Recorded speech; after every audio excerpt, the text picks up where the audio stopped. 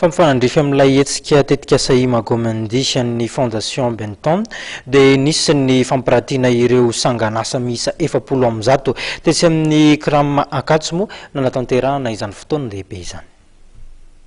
Sangan'asa miisa 70 amin'ny 100 asa tanana artista malagasy miisa 70 amin'ny 100 ihany koa fanta-daza sy vao misandratra no nampiratiana tolakandro Tetsy amin'ny Foibeny Centre des ressources des arts actuels de Madagascar na Craam etsy Ankatso. Araka ny fanazavana nomenanay dia tao anatin'ny herinandro no nanangonana ireo sangan'asa ireo etsika izay tafiditra indrindra ao anatin'ilay tetikasa Imago Mundi any Fondation Benetton. Imago Mundi zany dia azotsika hoe fanangonana œuvre d'art manerana Madagascar izy ity ahitantsika artista 70 amin'ny 100 nisan'le zavatra voangona zany le œuvre voangona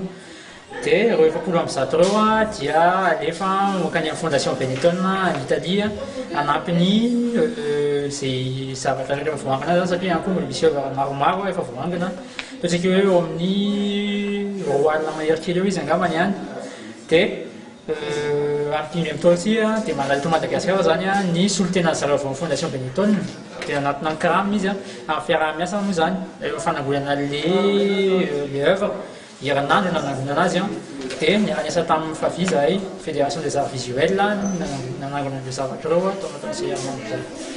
Sangan'asan'artista manerana izao tontolo izao miisa réal noeritreretin'ny Fondation Benetton ho angonina ary ampiratiana ao Venise ao Italia mialohan'ny faran'ny taona 2024. Vokatry ny fiara-miasa tamin'ny Fédération des arts visuels de Madagascar na FAVI sy ny Craam izao ho fanangonana sangan'asa izao.